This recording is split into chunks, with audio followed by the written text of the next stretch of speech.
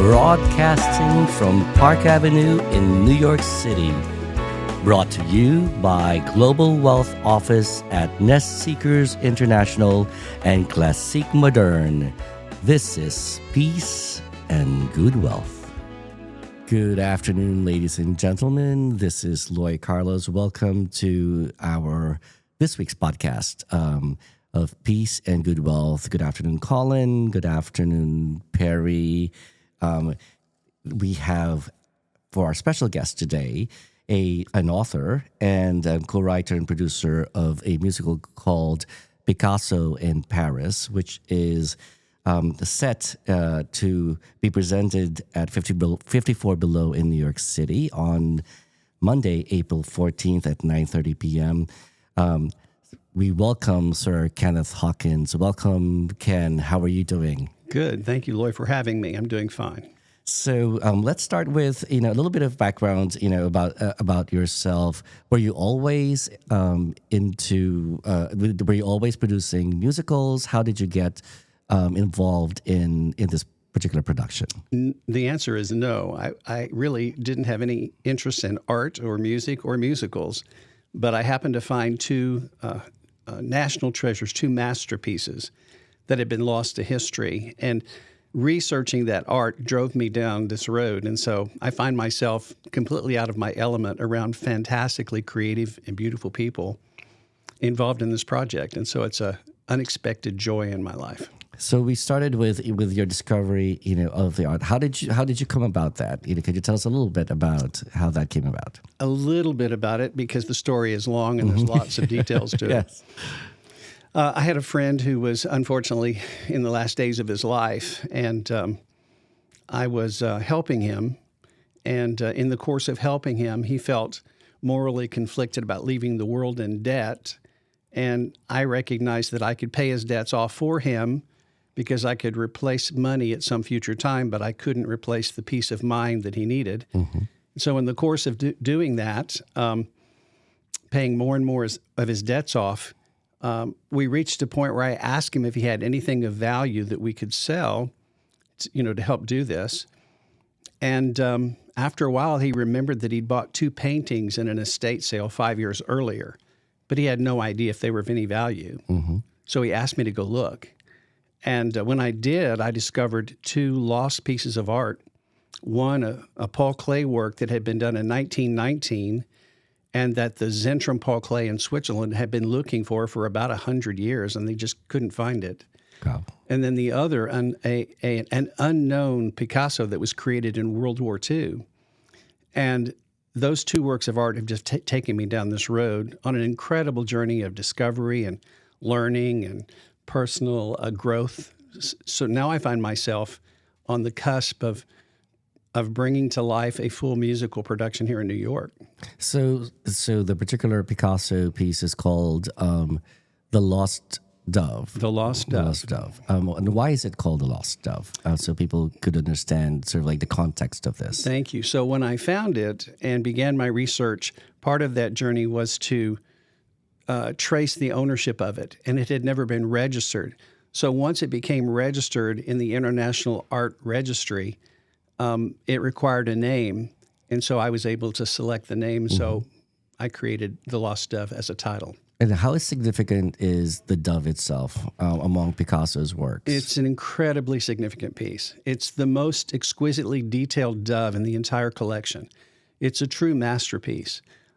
Most of Picasso's doves are sketches, they're improvisations, but this work, he spent several weeks sketching samples out before he created this work. It's a gouache watercolor on a French bill of currency, and it is the only Picasso in the world that has been done on a bill of currency, and so it's unique in the world. Mm-hmm. And then sometime after he created the art, there was an accident that caused him to bleed on top of the art. And so it is singularly unique in the world in that there is no other that has his blood and DNA on it. So it's an incredible treasure. It's properly described maybe as a national treasure to the people of France because it's on a French bill of currency. Mm-hmm. But it's also a treasure to the people of Spain because it has the life force and DNA of one of the greatest Spaniards that's ever lived. So it's an amazing work. So Picasso is known for Cubism. Yes.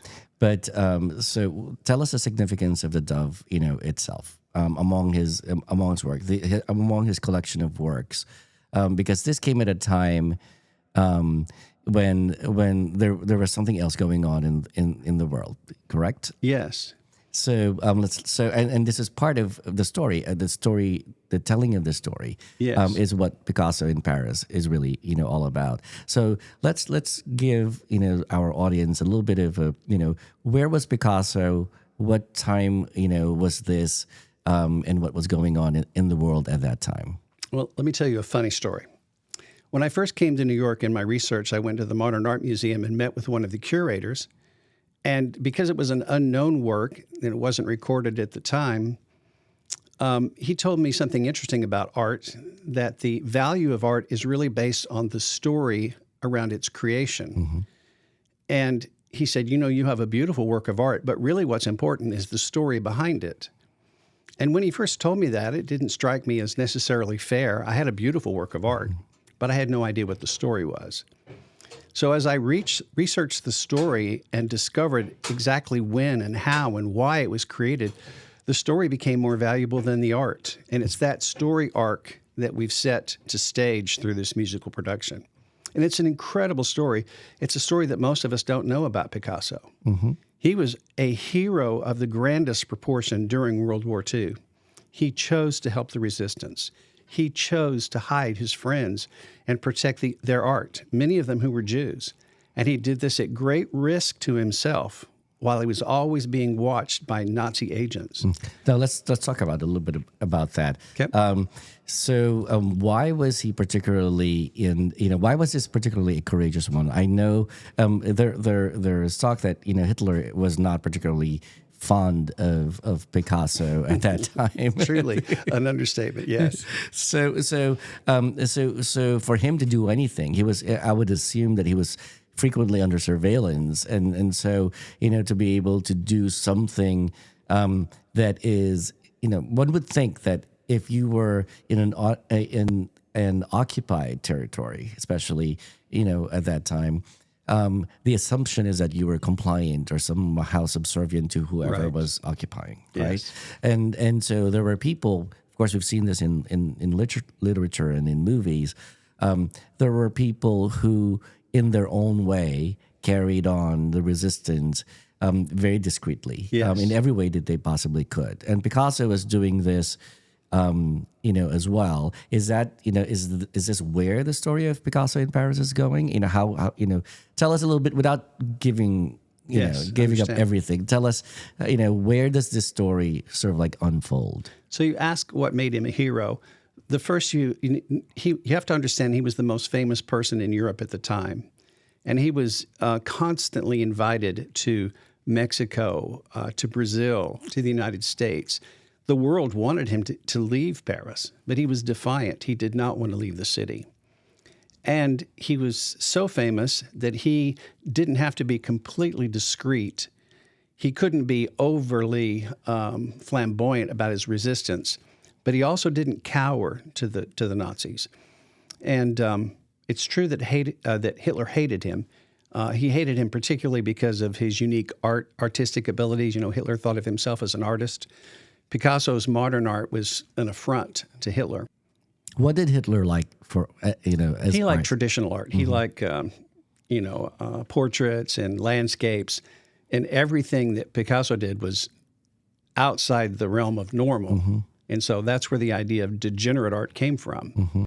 Let's talk a little bit about the musical. Where does it begin in the storytelling? It begins in 1937, near the time that the events in Spain occurred, where Picasso, in response, painted Guernica for the 1937 World's Fair.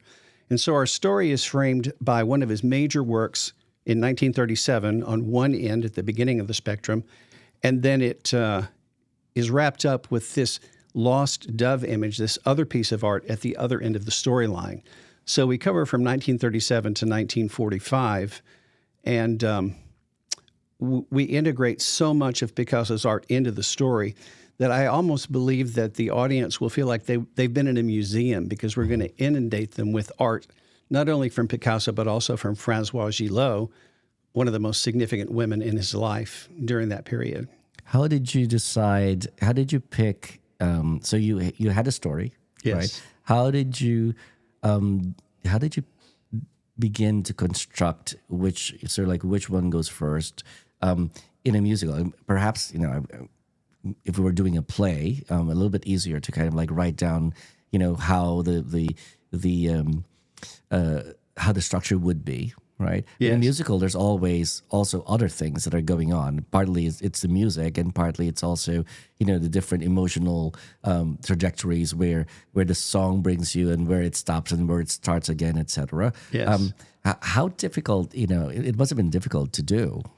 It was, but then it wasn't, because there's so much information about Picasso's life that there were 200 things that I could draw from. Mm-hmm. And you could see almost the emotional elements of his life by reading through the history of his day-to-day events in occupied Paris. But in answer to your question, I have a great partner, a great co-writer, Paul Cosby, who's actually a genius at approaching the very subjects that you've talked about. And so he's helped draw this story along the emotional arcs that you've described. And so I defer to him. Were you able to, when you thought of this, of doing a musical based on the story, how easy was it to entice people to join sort of like this cause of creating such a an important musical with a very specific project, right? A lot of people, there's a lot of commercialization of things in musicals, especially on Broadway. It's a lot easier to take something that's a movie already, yes, and make it into yes. So how difficult was it to say, okay, well, we have a very sort of like a new angle, new subject, new everything. How easy was it to get people to sort of like jump in and be part of the project? Well, easier than you think. And let me tell you again a funny story. The idea of a musical wasn't mine originally. I was telling the story of Picasso's life to a former CEO of Disney, and he invited me to Orlando to meet the director and producer of The Lion King and Beauty and the Beast. And I shared the story with them, and the reaction of those three people is what drove me to create a musical. They thought that the story had the chance to be a world phenomenon because Picasso's name is recognized around the world. And they attempted to buy the story from me in its early stages. But I, after watching their reactions, I decided that it wasn't in my best interest to do that. And so Disney was the first one that expressed an interest in the story. And the reason they did is because the story is so rich. It's a story not only of Picasso, but of two of the most incredible women on the continent of Europe in the middle part of the 20th century. And it's not just that Picasso was courageous. Dora Maar and Françoise Gillot were incredibly courageous. They were as defiant as Picasso was, at great risk to their own lives. I think Françoise Gillot was on what's called the agitators list, and every day she had to report to the Gestapo. And every day she was at risk of being deported to one of the work camps. And yet she continued to be defiant. And so these women were remarkable women. And those types of elements just jumped off the pages of history, and they make the story worth telling. And so with that kind of a story, it's been easier than you can imagine to get the right people to join the team. So not having, heard the music yet. Oh, you will love it. You will love it. So I'm trying to imagine sort of like the texture of the music. Does it, how does the music relate to our idea of these artists that you are basically presenting them, not just their work, but actually who they are as people. Yes. They were complex people, and they were brilliant people. I mean, you and I have a certain level of intellectual capacity, but these people were at the very top of those conditions. They were brilliant people. And so there's many elements that we've tried to overlay into the music to represent their creative genius. So Picasso was a complex figure, so the music is complex. He loved the Spanish guitar, so we have the Spanish guitar. He loves the bullfight, so we have the bullfight themes. But the period of music in the mid-1940s in Paris was remarkable. There was so much creativity going on. There was so many different genres of music coming to life, and we've done our very best to bring all of those influences into the production. So it's an amazing story with amazing music. What are the main let's just say themes of if you could summarize it? Well, there's great love interests in the story, and our love songs are breathtakingly beautiful. And you have to imagine that the backdrop is Paris, the most beautiful city on the planet, and the fashion is Paris. I see your book over there that says Vogue, Paris, 100 years. And so even today, the fashion of Paris is famous. And so we have the opportunity to draw all of those elements into the story. So how many people in the cast? There were 10 people in the cast, and Yes. the leading lady is Katerina McCrimmon. And she's just such an angelic, enchanting actress with such a beautiful voice. And so I know when we do the production on the 14th, we have this incredible love song titled "Are You the One?" And I can't wait to hear her sing the leading role there. It's going to be beautiful. So when you conceive of a musical, are you thinking long term, Broadway necessarily, or as you create it, you're thinking, okay, we just want people to see it first, and then it's sort of you go from there. Our vision is Paris. We can't wait to open the show in Paris. It's destined for Paris. But we believe it will play in Madrid and in Prague and St. Petersburg. The people in Russia love Picasso. The people in Buenos Aires and Mexico City, they love Picasso. I think, a clear third of the entire world is a Spanish-speaking world. And so we believe that this is a world story. Disney thought it was a world story. But the premier place for any show to play is clearly Broadway. So we've crafted a story for international audiences. We have Russian and Catalan and Spanish and French elements in the story. But we're looking forward to the day we open on Broadway. The production at 54 Below, I would assume it's a smaller production. Yes. Right? Is it? It's going to be fully acted? Are they going to sing sort of like the different roles? What is it? What would it be? It's a truncated version in a concert form where we are playing about 60% of our music. We can't get all of some of my favorites won't be in there, and I'm disappointed about that, but many of the great songs are there. And there will be some acting, and our goal in the acting is just to let the audience follow the storyline, and that's the real challenge because we've reduced a 2-hour and 15-minute show down to about 70 minutes. So it's the storyline that I, as a producer, I'm going to be paying attention to.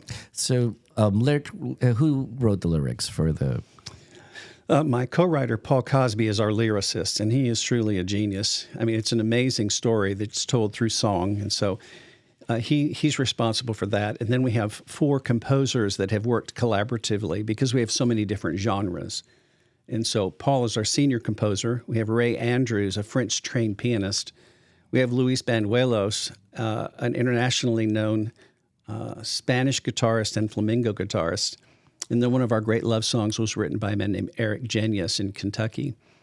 So you said that we talked. You mentioned twice about love songs. So what makes a good love song? Oh my goodness! For you, in your opinion. Your soul has to respond to it.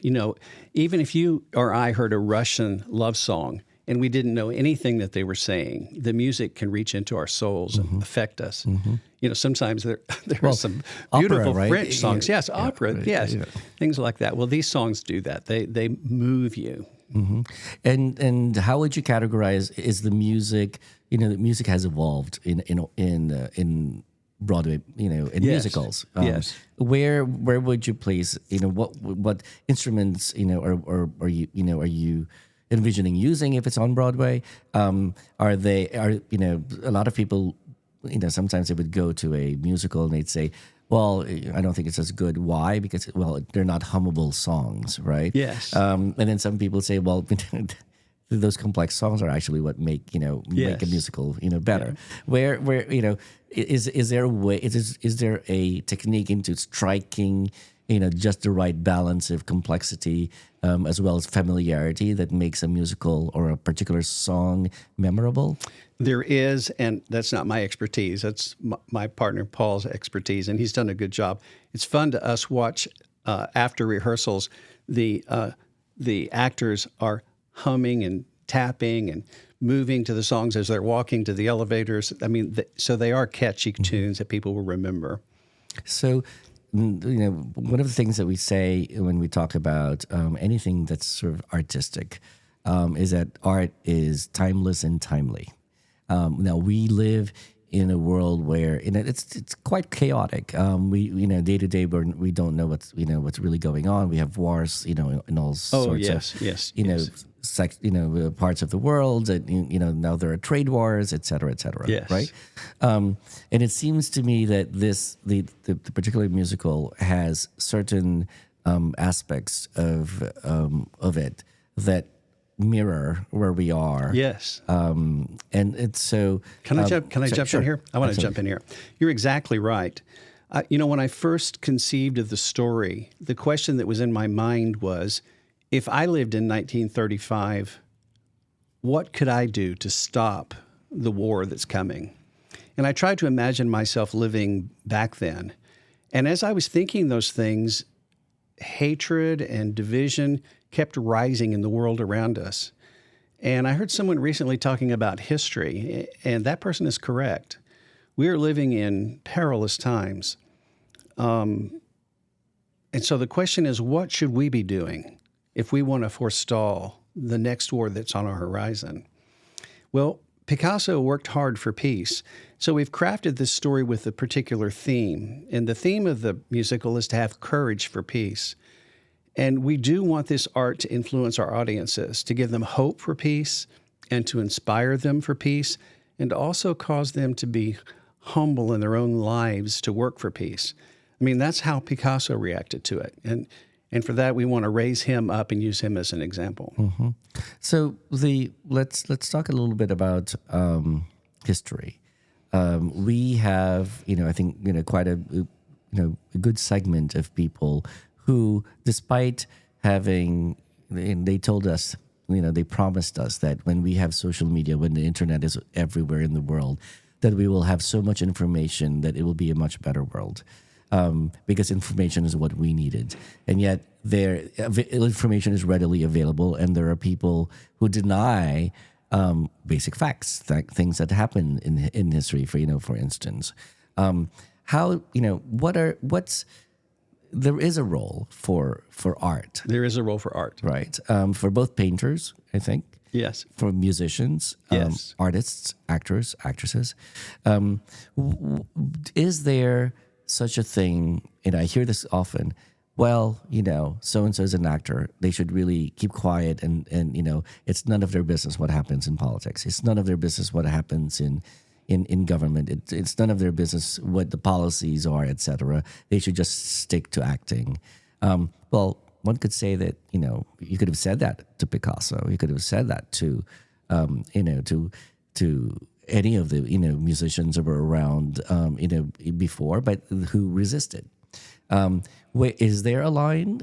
Or are actors really, artists really a reflection of human beings as we are? Yeah.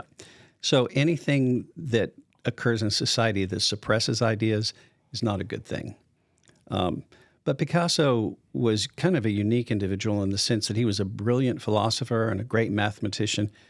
And even so, it was his art that spoke for him more than it was him verbalizing it. And so just to try to respond to your question, it's not so much that I care about what a particular person's position is.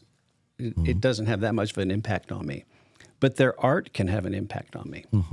And I do want to tell you this story. When I was 17, a young man, I had the opportunity to sit under one of the greatest philosophers of the 20th century, a man named Dr. Francis Schaeffer. And he believed that every major shift in culture throughout the history of mankind was first predicated by a shift in art. That art actually is a unique language given by God that impacts society in subliminal ways. So art is far more powerful than people realize. Great art can have a great impact. And clearly that's what's driving us to elevate Picasso's art to try to have an impact on culture. So that brings me, now literally going on a completely different tangent. We now have artificial intelligence. Oh my! Right, and technology was supposed to help us do the things that we didn't like to do, and now we're being told that the very first thing that artificial intelligence is doing are the things that we do like to do, and we do like to connect with, like art and music and all of that stuff. So, is there art? If let's say artificial intelligence does a beautiful yes, drawing you're right. of You're dog. correct. Is there art there? Now, I would argue that when I create something with the intention of another individual connecting with that specific moment of thought and idea of emotion in my life, that is where art exists. It's not as much just not only just the drawing or the music, etc.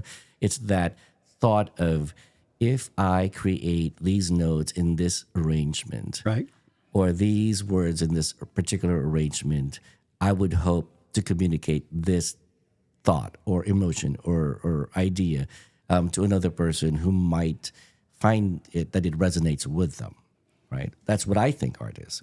But people say that, well, no, it's whatever the other person gets from it. So therefore, if AI creates art, then it is art, because it has nothing to do with the creator. It has to do more with the receiver of or the audience for it. So I have two ideas I want to share. One, we're living in the end of an age where all creativity is born out of the human condition.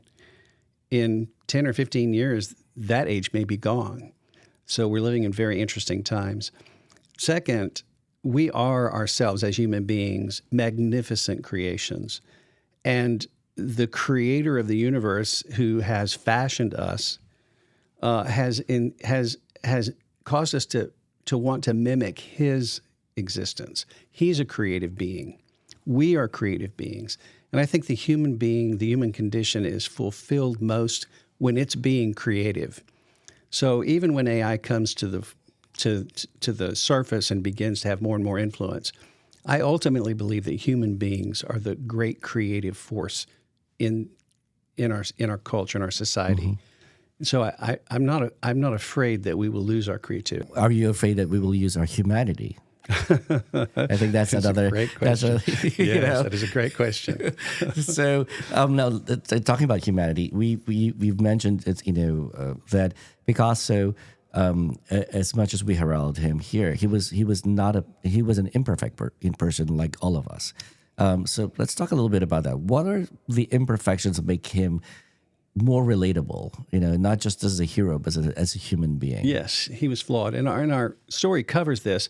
No matter what effort he made, he lost friends to the tyranny. There were times when he was very introspective, depressed even, that no matter who he was, no matter how much talent he had, he could not save some people. It was very hard for him to deal with that.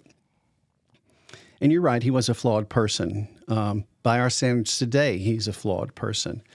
But he was also a heroic person. And human beings are complex creatures. They are both sometimes. Mm-hmm. He was certainly that.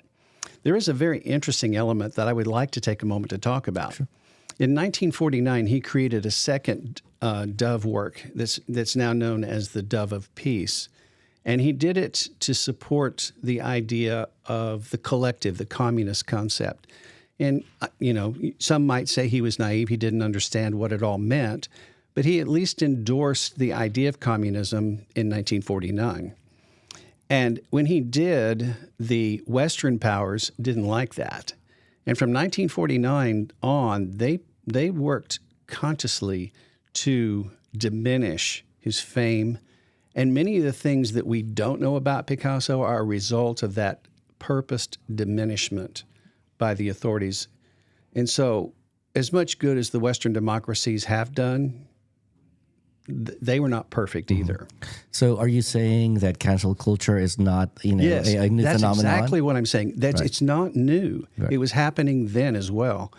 And Well, the difference between cancel culture then and cancel culture now is the difference between understanding freedom of speech and actually the repercussions of freedom of speech, right? yes, it's industrialized now. Yeah, because now it's human beings, but governments, entire governments and agencies of governments canceled. I mean, look at during the McCarthy era. Yes. Right. It's that certainly happened. A lot of great performers and artists and were canceled. They were banned from performing. They were banned from coming to the country, because of that. And I think part of the fear right now, or what we have, is that there are these people who don't necessarily agree with either the current administration or its policies that are not just It's a slippery diminished, slope, isn't right? it? They're yes, a lot of them are not allowed to be in the country. I mean, you could, how could somebody who's a performer who protests against anything a policy, how would they ever get visas to come in and to perform here? Yes. They would never. So, Yeah, I know. so I think this is what's interesting about history is that. We always think that we are so radically different from the rest of the people who came before us, but we commit the same mistakes, and we seem to learn a little bit at a time. But but in the end, it's all the same thing.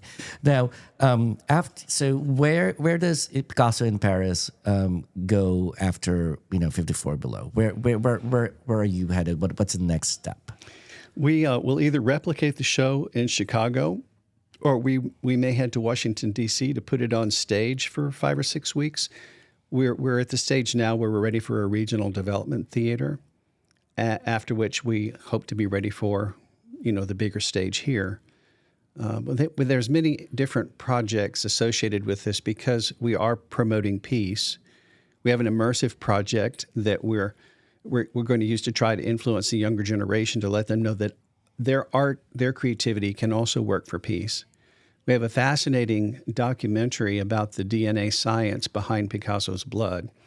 And briefly, if you can imagine, if we had the DNA map of Da Vinci or of Michelangelo or of Einstein or of Picasso, all of those were unique geniuses in human heritage. And we believe we can learn so much about such men through the DNA science. And then there are so many storylines out of this period of 1937 to 1945 in Picasso's life that we envision a Netflix-type series where we can tell another 50 or 100 stories about what was happening. Mm-hmm. It was incredibly impactful times to be alive in Paris during the occupation.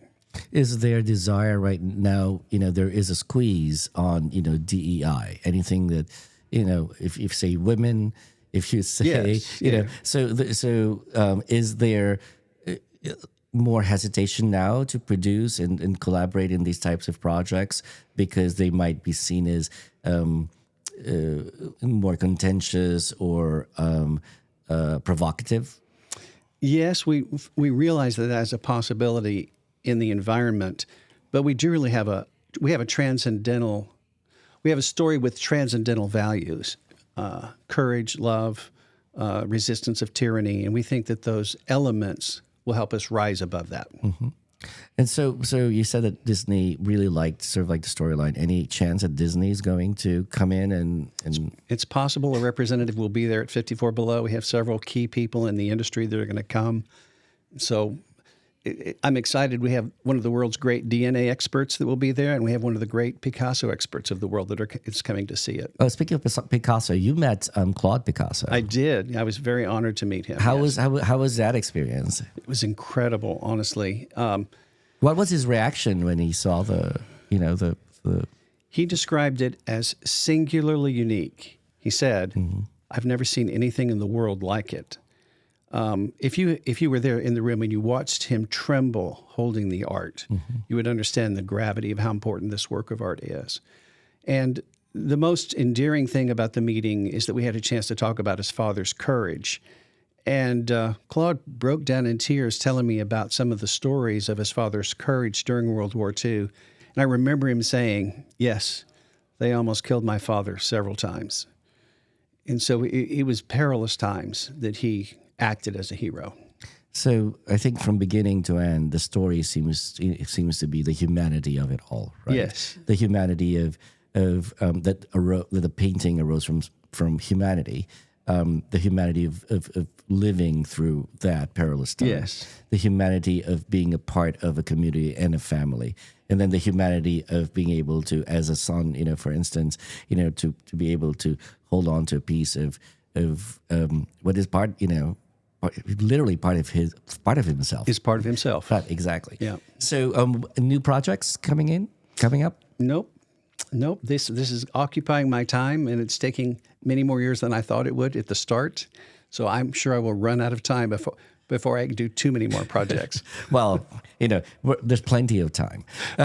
Just, what they said, like a lot of people have accomplished, Einstein and Picasso have accomplished a lot in the very short period of time that they've had. So may it be so. Yes. So we wish you good luck in not only in this, but also in how the project progresses. I think that we think that these are very important issues. This is an important story to tell. Thank you. It's enriching both, from the art, perspective, the musical perspective, Yes. Which is really very important, especially for New York City. It's part of it's part of who we are.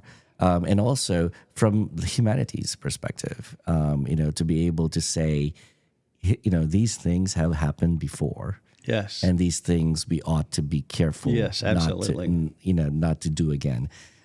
So on that note, thank you very much, Kenneth Hawkins. This was really a great conversation to have. I will hopefully see you at 54 Below on Monday. That would be wonderful. I'm sure it will be fantastic. So for everyone here at Global Wealth Office and for Classic Modern, this is Loy Carlos, Colin Migley, and Perry Law, and Kenneth Moore wishing you peace and good wealth.